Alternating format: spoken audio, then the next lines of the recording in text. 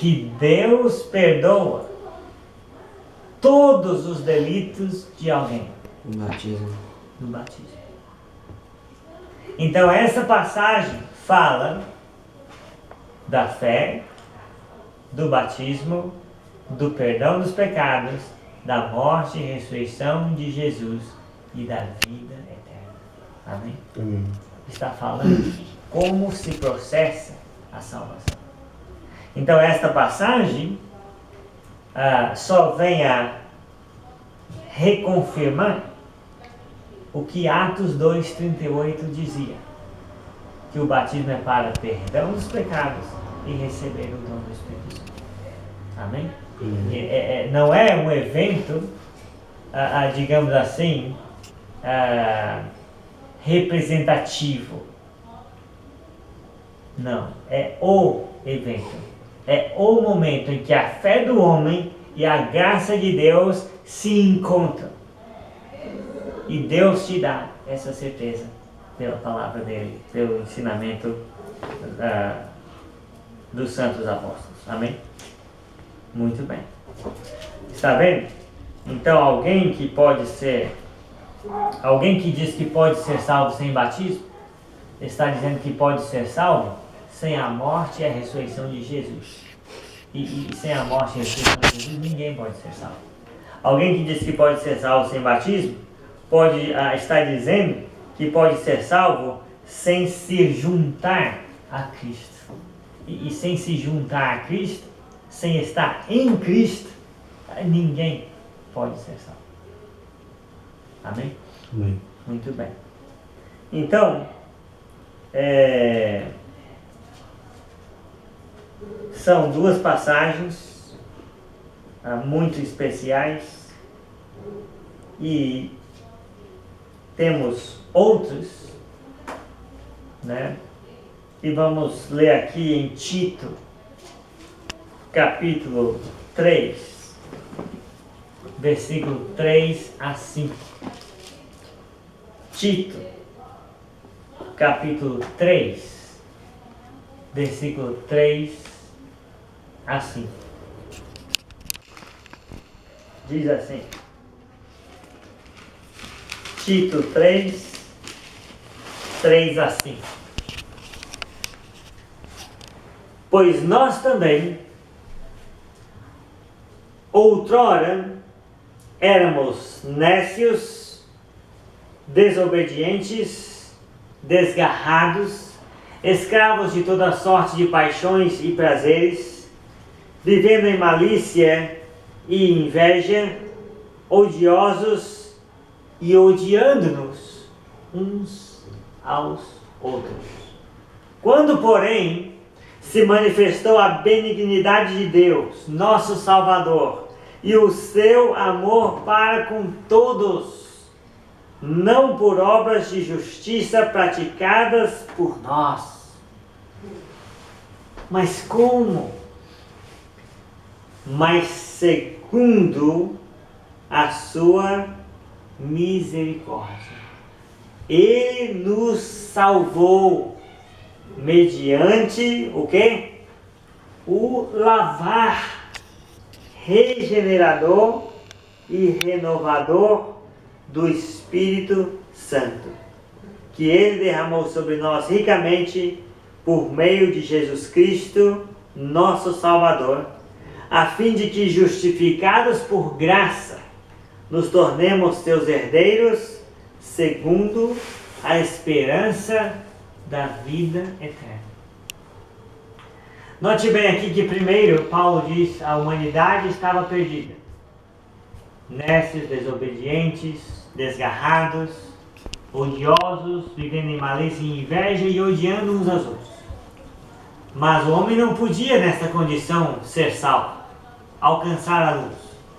Então, Deus salvou o homem, segundo a sua benignidade que se manifestou, segundo o seu amor para com todos, sem exceção.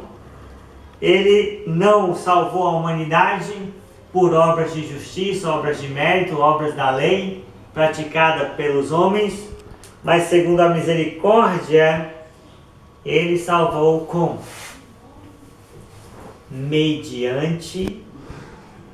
Lembra essa palavra mediante?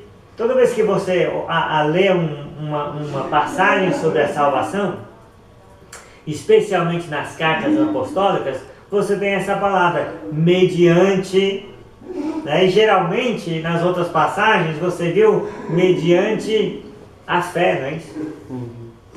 Então Deus salva pela graça mediante a fé, mas a fé salvadora inclui o lavar regenerador e renovador do Espírito Santo. E eu pergunto para você, qual é a única vez que um discípulo de Jesus se lava?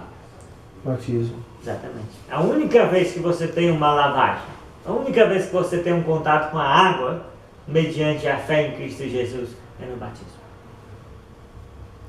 Então, mediante o lavar regenerador. Então, quando você é batizado, você tem a regeneração. Você nasce de novo. Você é refeito em Cristo Jesus. Né? Você é renovado. Por quê? Porque o Espírito Santo, no ato do batismo nas águas, vem morar dentro de você. Não é que o Espírito Santo, né, tem o mesmo efeito que o sangue de Cristo, mas é que ele vai te ajudar, né, na sua purificação diária. Ele vai te ajudar na sua transformação diária depois que você recebeu o perdão de todos os pecados no passado. Ele vai te ajudar a vencer as tentações. Ele vai te ajudar a ser firme, a ter domínio próprio. Ele vai te purificando, te ajudando, amém? Então ele está envolvido, porque ele está em você desde o dia que você se lavou. É esse o propósito do batismo. Atos 2,38, para a remissão dos pecados, e recebereis o dom do Espírito Santo. Igual está aqui. Lembra, Jesus disse, quem não nascer de novo da água e do Espírito não pode entrar no reino de Deus. Então essa passagem está falando do batismo. Amém? Está falando do batismo. E aí ele continua e completa, né, que ricamente o Espírito Santo foi derramado sobre os salvos no momento do lavar regenerador, né, para que justificados por graça, está vendo? Então, quando a pessoa batiza para a remissão dos pecados, ela não está querendo merecer a salvação.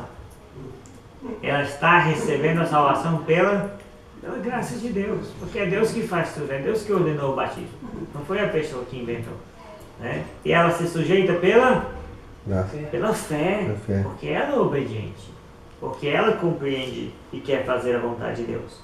Então, a fim de que justificados por graça, nos tornemos seus herdeiros, segundo a esperança da vida eterna. Então, Daniel, Natan, Taione, são 3 passagens apenas,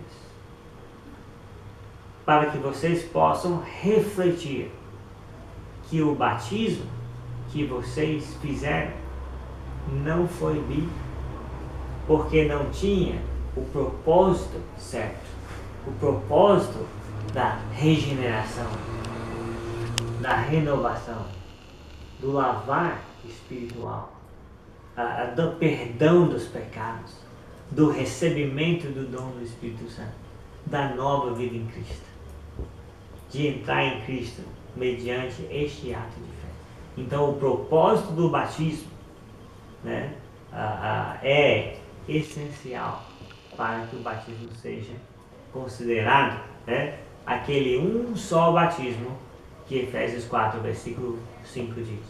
Então, as pessoas têm que voltar à Bíblia e restaurar aquele plano de salvação que ficou esquecido, né, pelas deturpações do catolicismo romano, e depois pela ineficácia dos reformadores de voltarem realmente, né, a 100% aquilo que a Bíblia dizia, né, ao invés de manter tradições a todo custo.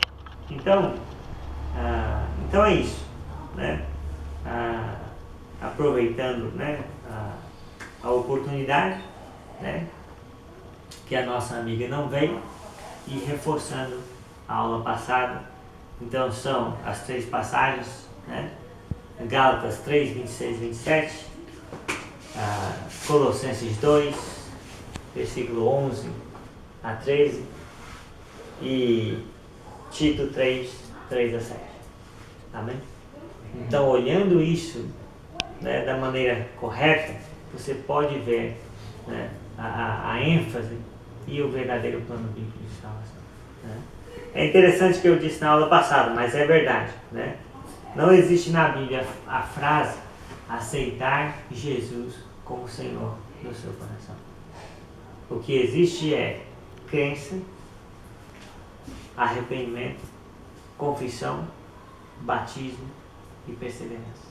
Assim é o plano da salvação na Bíblia. E nós temos que nos sujeitar a este plano, deixando de lado doutrinas e ensinamentos de homens. Amém?